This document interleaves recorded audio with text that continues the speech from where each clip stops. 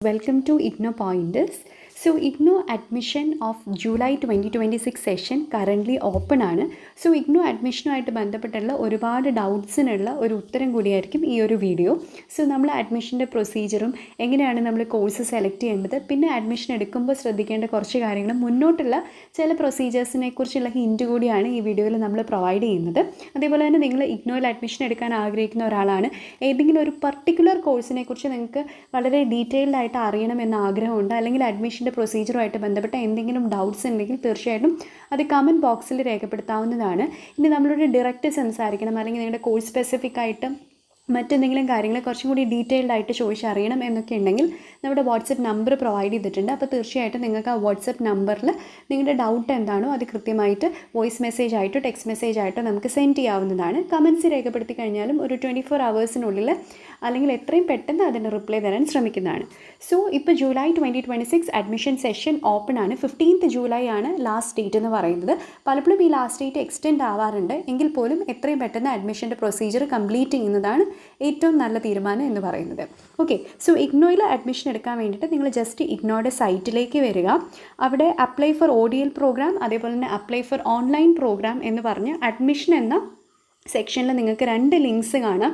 So apply for ODL programme click ചെയ്യാം. നിങ്ങൾ ഒരു ഡിസ്റ്റൻസ് മോഡിൽ, അതായത് നമ്മൾ ഡിസ്റ്റൻസ് യൂണിവേഴ്സിറ്റി എന്ന് പറയുമ്പോൾ നമ്മൾ ടീച്ചേഴ്സിൻ്റെ സപ്പോർട്ട്, ഒരു ഡെയിലി കോളേജിൽ പോയി ടീച്ചേഴ്സിൻ്റെ സപ്പോർട്ട് എടുത്ത് പഠിക്കുന്ന രീതിയല്ല, മറിച്ച് നമുക്ക് മെറ്റീരിയൽസും കാര്യങ്ങളും എല്ലാം ഉണ്ടായിരിക്കും. അതേപോലെ തന്നെ അത്യാവശ്യം ചില ക്ലാസ്സസും ഗൈഡ് ലൈൻസും ഒക്കെ ടീച്ചേഴ്സിൻ്റെ ഭാഗത്തുനിന്ന് പ്രൊവൈഡ് ചെയ്യും, അല്ലെങ്കിൽ യൂണിവേഴ്സിറ്റിയുടെ ഭാഗത്തുനിന്ന് പ്രൊവൈഡ് ചെയ്യും. നമ്മൾ പ്രിപ്പയർ ചെയ്യുന്നു, നമ്മൾ എക്സാമിൻ്റെ സമയമാകുമ്പോൾ സെൻറ്ററിൽ പോയി എഴുതുന്നു, ഫൈനലി അത് ഇവാലുവേറ്റ് ചെയ്ത് നമ്മളെല്ലാ പേപ്പേഴ്സും കംപ്ലീറ്റ് ആകുമ്പോൾ നമുക്ക് ഡിഗ്രി അല്ലെങ്കിൽ PG ഒക്കെ അവാർഡ് ചെയ്യുന്ന ഒരു കേസാണ് ഡിസ്റ്റൻസ് യൂണിവേഴ്സിറ്റിയിലുള്ളത്. സോ ആ ഒരു കറസ്പോണ്ടൻസ് മോഡൽ ഓഫ് ലേണിംഗ് ആണ് നിങ്ങൾ ആഗ്രഹിക്കുന്നതെങ്കിൽ തീർച്ചയായിട്ടും IGNOയിലെ ഒട്ടുമിക്ക കോഴ്സസും ഈ ഒരു രീതിയിലാണ് പൊയ്ക്കൊണ്ടിരിക്കുന്നത്. സോ അങ്ങനത്തെ കോഴ്സസിന് നിങ്ങൾക്ക് ജോയിൻ ചെയ്യാം. ഒരുപാട് കോഴ്സസ് ഇങ്ങനെ ODL മോഡിൽ പ്രൊവൈഡ് ചെയ്യുന്നുണ്ട്.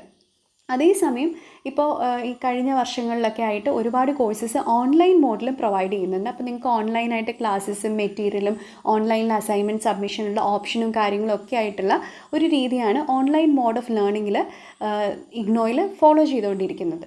സോ നിങ്ങൾക്കൊരു ഡൗട്ട് ഉണ്ടായിരിക്കും, ഈ ഓൺലൈൻ അസൈൻമെൻറ്റ് സബ്മിഷൻ എന്നൊക്കെ പറയുമ്പോൾ അത് ODL മോഡിലെ കോഴ്സുകൾക്കും അങ്ങനെ ഓൺലൈൻ അസൈൻമെൻറ്റ് സബ്മിഷനുള്ള ഓപ്ഷൻ ഉണ്ട്.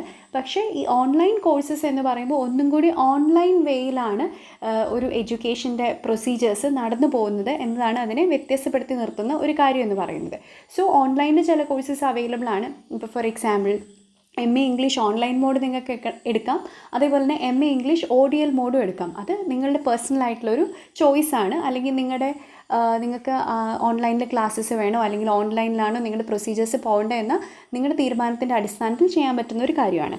സോ ഓൺലൈനിൽ ഏതൊക്കെയാണ് കോഴ്സസ് അവൈലബിൾ, അതേപോലെ തന്നെ ODLൽ ഏതൊക്കെയാണ് കോഴ്സസ് അവൈലബിൾ എന്ന് മനസ്സിലാക്കാൻ കൃത്യമായിട്ട് നിങ്ങൾക്ക് IGNOയുടെ സൈറ്റിൽ ഈ ഡീറ്റെയിൽസ് അവൈലബിൾ ആണ്. Fine, okay. ഇനി പറയാനുള്ള ഒരു കാര്യം എന്ന് പറയുന്നത് ജൂലൈ അഡ്മിഷൻ സെഷൻ എടുക്കുന്ന അവസരത്തിൽ നിങ്ങൾ ഫോളോ ചെയ്യേണ്ട ചില കാര്യങ്ങളാണ്. ഇപ്പോൾ July 2026 admission session last date എന്ന് പറഞ്ഞ് 15th July എന്ന് നമ്മൾ പറഞ്ഞു. ഇവിടെ നമ്മൾ കൃത്യമായിട്ട് ആദ്യമായിട്ടാണ് നമ്മൾ ഈ അഡ്മിഷൻ പ്രൊസീജിയർ വിൻഡോയിലേക്ക് വരുന്നതെങ്കിൽ ക്ലിക്ക് ഫോർ ന്യൂ രജിസ്ട്രേഷൻ എന്ന് പറയുന്നൊരു ഓപ്ഷൻ ഉണ്ട്. അവിടെ വന്നു കഴിഞ്ഞാൽ യൂസർ നെയിമും അതേപോലെ തന്നെ നമ്മുടെ ഇമെയിൽ അഡ്രസ്സ്, പാസ്വേഡ് ക്രിയേറ്റ് ചെയ്യുക, വീണ്ടും ആ പാസ്വേഡ് ഒന്ന് റീ എൻറ്റർ ചെയ്യുക, പിന്നെ നമ്മുടെ മൊബൈൽ നമ്പറും അതേപോലെ ഒരു ക്യാപ്ചർ വെരിഫിക്കേഷനും കൂടി ചെയ്ത് കഴിഞ്ഞാൽ നമ്മുടെ യൂസർ നെയിമും പാസ്വേഡും റെഡിയാവും. പിന്നീട് അത് വെച്ച് ലോഗിൻ ചെയ്ത് ഒരു നോർമൽ ഒരു അഡ്മിഷൻ പ്രൊസീജിയർ അല്ലെങ്കിൽ ഒരു ആപ്ലിക്കേഷൻ ഫോർ എക്സാം ഒക്കെ നമ്മൾ ഫില്ല് ചെയ്യുമ്പോൾ എങ്ങനെയാണ്, അതുപോലെ തന്നെ നമ്മുടെ പേഴ്സണൽ ഡീറ്റെയിൽസ് ആയിക്കോട്ടെ, അതേപോലെ തന്നെ നമ്മുടെ പ്രീവിയസ് എഡ്യൂക്കേഷൻ ഡീറ്റെയിൽസ് ആയിക്കോട്ടെ, ഈ കാര്യങ്ങളെല്ലാം നമ്മൾ എൻ്റർ ചെയ്ത് കൊടുക്കണം. സോ അങ്ങനെ ഡിഫറെൻറ്റ് സെക്ഷൻസ് നമ്മൾ ഫില്ല് ചെയ്തതിന് ശേഷം നമ്മുടെ ഡോക്യുമെൻറ്റ്സ് നമ്മൾ അപ്ലോഡ് ചെയ്യണം. അപ്പോൾ ഈ ഡോക്യുമെൻറ്റ്സ് അപ്ലോഡ് ചെയ്യുന്ന അവസരത്തിൽ കൃത്യമായിട്ട് അതിൻ്റെ സൈസ് അല്ലെങ്കിൽ ഡയമെൻഷൻസ് എത്രയാണെന്ന് ഇൻസ്ട്രക്ഷൻസിൽ മെൻഷൻ ചെയ്തിട്ടുണ്ട്. അപ്പോൾ നിങ്ങൾ അതിനനുസരിച്ച് ഡോക്യുമെൻറ്റ്സ് സ്കാൻ ചെയ്ത് അപ്ലോഡ് ചെയ്യാൻ ശ്രദ്ധിക്കുക. അപ്പോൾ നിങ്ങളൊരു PG കോഴ്സിനാണ് ജോയിൻ ചെയ്യുന്നത് എന്നുണ്ടെങ്കിൽ തീർച്ചയായിട്ടും നിങ്ങളുടെ ഡിഗ്രി വരെയുള്ള അഥവാ UG കോഴ്സിൻ്റെ സർട്ടിഫിക്കറ്റ് അടക്കമുള്ള കാര്യങ്ങൾ സ്കാൻ ചെയ്ത് അപ്ലോഡ് ചെയ്യാൻ ശ്രദ്ധിക്കുക. അതിനുശേഷം നിങ്ങൾക്ക് കൃത്യമായിട്ട് പ്രൊസീഡ് ചെയ്യുമ്പോൾ ഫീ പേയ്മെൻറ്റിനുള്ള ഓപ്ഷൻ വരും. ആ ഫീ പേയ്മെൻറ്റും കൂടി ചെയ്ത് കഴിയുമ്പോൾ ഒരു റെസിപ്റ്റ് ജനറേറ്റ് ആവും. അപ്പോൾ കൃത്യമായിട്ട് ആ ഒരു റെസിപ്റ്റ് നമ്മൾ സൂക്ഷിച്ച് വെക്കാൻ ശ്രദ്ധിക്കുക. ഒപ്പം നമ്മുടെ ഇഗ്നോയുടെ ഈ ഫീ പേയ്മെൻറ്റും കൂടി കഴിഞ്ഞ് കഴിഞ്ഞാൽ നമുക്ക് അവസാനമായിട്ട് ഓക്കെ നമ്മുടെ ആപ്ലിക്കേഷൻ കംപ്ലീറ്റ് ചെയ്തു എന്ന് പറഞ്ഞൊരു മെയിൽ വരും. അതേപോലെ തന്നെ നമ്മുടെ അഡ്മിഷൻ കൺഫേം ആവുന്ന അവസരത്തിൽ കൃത്യമായിട്ട് നമ്മുടെ അഡ്മിഷൻ കൺഫേം ആയി നിങ്ങൾ ഈ ഒരു RCയുടെ കീഴിൽ ഈ ഒരു സ്റ്റഡി സെൻറ്ററിലേക്കാണ് നിങ്ങളെ അലൊക്കേറ്റ് ചെയ്തിരിക്കുന്നത് എന്ന് പറഞ്ഞുള്ള ഡീറ്റെയിൽസും ആ മെയിൽ വഴി തന്നെ നിങ്ങൾക്ക് ലഭ്യമാവുന്നതാണ്. സോ ഇതാണ് ഇഗ്നോയുടെ ഒരു ജനറൽ അഡ്മിഷൻ പ്രൊസീജിയർ എന്ന് പറയുന്നത്. വളരെ സിമ്പിളായിട്ട് ആർക്ക് വേണമെങ്കിലും വീട്ടിലിരുന്ന് ഓൺലൈനായിട്ട് പൂർണ്ണമായിട്ടും കംപ്ലീറ്റ് ചെയ്യാൻ പറ്റുന്ന ഒരു പ്രൊസീജിയറാണ് ഇഗ്നോയുടെ അഡ്മിഷൻ പ്രൊസീജിയർ എന്ന് പറയുന്നത്. സോ ഇഗ്നോയിൽ ഏതെങ്കിലും ഡിഗ്രി എടുക്കാൻ ആഗ്രഹിക്കുന്ന ആളുകൾ തീർച്ചയായിട്ടും ഈ ഒരു അവസരം ഉപയോഗപ്പെടുത്തുക. 2 തവണയാണ് വർഷത്തിൽ ഇഗ്നോയിൽ അഡ്മിഷനുള്ള ഓപ്പർച്യൂണിറ്റി ഉണ്ടാവാറുള്ളത്. അതൊന്ന് ജൂലൈയിലാണ്. ഇനി ഈ ജൂലൈയിൽ നിങ്ങൾ അഡ്മിഷൻ എടുത്തില്ലെങ്കിൽ വീണ്ടും അടുത്ത ജാനുവരി വരെ അല്ലെങ്കിൽ ഡിസംബർ ജാനുവരി വരെ നിങ്ങൾ വെയിറ്റ് ചെയ്യേണ്ടി വരും. സോ ഒരു 6 മാസം ഡിലേ ആണ് വരുന്നത്. സോ എന്തിനാണ് 6 മാസം നമ്മൾ ആഗ്രഹിക്കുന്ന ഒരു ഡിഗ്രി എടുക്കാൻ വീണ്ടും 6 മാസം എന്തിന് ഡിലേ ചെയ്യണം? അങ്ങനെ ചിന്തിക്കുന്ന ആളുകളാണെങ്കിൽ തീർച്ചയായിട്ടും ഈ അവസരം ഉപയോഗപ്പെടുത്തുക. അപ്പോൾ വേറൊരു കാര്യം കൂടി ഇവിടെ പറഞ്ഞു വെക്കുകയാണ്. കാരണം പലർക്കും ഡൗട്ട് ഉണ്ടാകുന്ന ഒരു കാര്യമാണ്. നമ്മൾ ഇവിടെ അഡ്മിഷൻ എടുക്കുന്ന അവസരത്തിൽ നമ്മൾ ഫസ്റ്റ് ഇയറിന് അഡ്മിഷൻ എടുത്തു കഴിഞ്ഞാൽ നമ്മുടെ ഫസ്റ്റ് ഇയർ കംപ്ലീറ്റ് ആവുന്ന അവസരത്തിൽ, അതായത് ഫോർ എക്സാമ്പിൾ ഈ ജൂലൈ 2026 നമ്മൾ അഡ്മിഷൻ എടുക്കുകയാണെങ്കിൽ അത് നമ്മുടെ ഫസ്റ്റ് ഇയറിൻ്റെ തുടക്കമാണ്. സോ നമ്മുടെ 1 ഇയർ എപ്പോഴായിരിക്കും കംപ്ലീറ്റ് ആവുക? ജൂലൈ 2026 തുടങ്ങി ജൂലൈ 2027 നമ്മുടെ ഫസ്റ്റ് ഇയർ കംപ്ലീറ്റ് ആവുക. പക്ഷേ ജൂലൈ 2027 അല്ല, ആ ഒരു ജൂണിൽ തന്നെ നമുക്ക് എക്സാംസ് ഉണ്ടാവും. സോ ആ ഒരു എക്സാംസ് നടന്നു കഴിഞ്ഞാൽ അത് കഴിഞ്ഞാൽ നമ്മുടെ സെക്കൻഡ് ഇയർ സ്റ്റാർട്ട് ആവുകയാണ്. പക്ഷേ ഈ സെക്കൻഡ് ഇയർ സ്റ്റാർട്ട് ആവണമെങ്കിൽ നമ്മൾ ചെയ്യേണ്ട ഒരു കാര്യമുണ്ട്. നമ്മൾ കൃത്യമായിട്ട് നമ്മുടെ ഫസ്റ്റ് ഇയർ എൻഡ് ആകുമ്പോൾ ഏതാണ്ട് അടുത്ത വർഷം, അതായത് ഒരു മെയ് 2027 മെയ്യിൽ തന്നെ നമുക്കൊരു രജിസ്ട്രേഷൻ വിൻഡോ ഓപ്പൺ ആവും. ആ രജിസ്ട്രേഷൻ എന്ന് പറയുന്നത് നമ്മുടെ സെക്കൻഡ് ഇയറിന് വേണ്ടിയിട്ടുള്ള രജിസ്ട്രേഷനാണ്. നിങ്ങളിപ്പോൾ ഒരു 3 വർഷത്തെ കോഴ്സാണെങ്കിൽ നിങ്ങളുടെ ഈ സെക്കൻഡ് ഇയർ കംപ്ലീറ്റ് ആകുമ്പോഴും ഇതേപോലെ തേർഡ് ഇയറിന് നിങ്ങൾ രജിസ്ട്രേഷൻ ചെയ്യണം. അപ്പോൾ ഇത് കൃത്യമായിട്ട് ഓർത്തിരിക്കുക. അപ്പോൾ അടുത്ത വർഷം ഈ ഒരു പ്രൊസീജിയറും കൂടി നമ്മൾ ചെയ്യാൻ ശ്രദ്ധിക്കുക. മാത്രമല്ല ഇഗ്നോയിൽ നിങ്ങൾ ഒരു ഡിഗ്രി എടുക്കുന്ന അവസരത്തിൽ ശ്രദ്ധിക്കേണ്ട രണ്ടാമത്തെ കാര്യം എന്ന് പറയുന്നത്, നമുക്ക് ഒരു കോഴ്സിന് ജോയിൻ ചെയ്യുമ്പോൾ ആ കോഴ്സിലെ എല്ലാ സ്റ്റുഡൻസും നിർബന്ധമായിട്ടും പഠിച്ചിരിക്കേണ്ട ചില സബ്ജക്ട്സ് ഉണ്ടാവും. അതിന് നമുക്ക് കമ്പൽസറി പേപ്പേഴ്സ് അല്ലെങ്കിൽ മാൻഡേറ്ററി പേപ്പേഴ്സ് എന്നൊക്കെ പറയാൻ പറ്റും. അതേസമയം എസ്പെഷ്യലി ഒരു സെക്കൻഡ് ഇയർ ഒക്കെ വരുമ്പോൾ നമുക്ക് പല കോഴ്സസും ഓപ്ഷണലാണ്. നമുക്ക് കുറേ കോഴ്സസിൻ്റെ ലിസ്റ്റ് തന്നിട്ടുണ്ടായിരിക്കും. അതിൽ ഏതെങ്കിലും 2, 3 അഥവാ 4 കോഴ്സസ് നമുക്ക് തിരഞ്ഞെടുക്കാനുള്ള ഒരു ഓപ്പർച്യൂണിറ്റിയാണ്. അപ്പോൾ ഒരു 10 കോഴ്സ് തന്നിട്ടുണ്ടെങ്കിൽ അതിലൊരു 4 കോഴ്സ് നമുക്ക് തിരഞ്ഞെടുക്കാം. സോ ഇങ്ങനെ കോഴ്സ് തിരഞ്ഞെടുക്കുന്ന അവസരത്തിൽ വളരെ ബുദ്ധിപൂർവ്വം അല്ലെങ്കിൽ സ്ട്രാറ്റജിക് ആയിട്ട് അല്ലെങ്കിൽ നമ്മുടെ കരിയറിന് എന്താണ് ആവശ്യം അതിനനുസരിച്ച് തിരഞ്ഞെടുക്കുന്നത് എന്തുകൊണ്ട് ഉചിതമായിരിക്കും. ഫോർ എക്സാമ്പിൾ നിങ്ങൾ UPSC പോലത്തെ ഒരു എക്സാമിന് പ്രിപ്പയർ ചെയ്യുന്ന ഒരു സ്റ്റുഡൻ്റ് ആണെങ്കിൽ പലരും ഇഗ്നോയിൽ പൊളിറ്റിക്കൽ സയൻസ് അല്ലെങ്കിൽ സോഷ്യോളജി ഇങ്ങനത്തെ കോഴ്സസൊക്കെ ചെയ്യുന്നത് കണ്ടിട്ടുണ്ട്.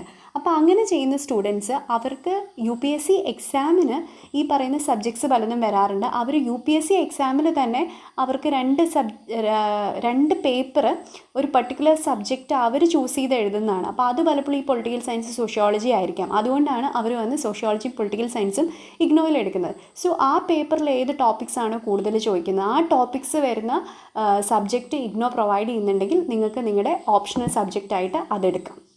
അതേപോലെ തന്നെ നിങ്ങളിപ്പോൾ PSC എക്സാമിനോ അല്ലെങ്കിൽ നിങ്ങളൊരു നെറ്റ് എക്സാമിനോ ഒക്കെ പ്രിപ്പയർ ചെയ്യുന്നുണ്ട് ഈ ഒരു ഇഗ്നോയിലെ PG അല്ലെങ്കിൽ ഡിഗ്രിയുടെ ഒക്കെ ഒപ്പം എന്നുണ്ടെങ്കിൽ തീർച്ചയായിട്ടും ആ എക്സാംസിൽ ആ കോമ്പറ്റേറ്റീവ് എക്സാംസിൽ വരുന്ന ടോപ്പിക്സ് അത് ഏത് ടോപ്പിക്സിനാണോ കൂടുതൽ ഇമ്പോർട്ടൻസ് അല്ലെങ്കിൽ വെയിറ്റേജ് ഉള്ളത് അപ്പോൾ അതിനനുസരിച്ച് നിങ്ങൾ ഒരു സബ്ജക്റ്റ് നിങ്ങളുടെ ഓപ്ഷണലായിട്ട് ഇപ്പോൾ ഒരുപാട് ലിസ്റ്റ് ഓഫ് കോഴ്സസ് ഇഗ്നോ തന്നിട്ടുണ്ടെങ്കിൽ അതിൽ ഏതാണോ നിങ്ങളുടെ 2 സ്ഥലത്തും നിങ്ങൾക്ക് ഉപയോഗപ്പെടുന്നത് ആ രീതിയിൽ നിങ്ങൾ കോഴ്സസ് ചൂസ് ചെയ്യാൻ ശ്രദ്ധിക്കുക.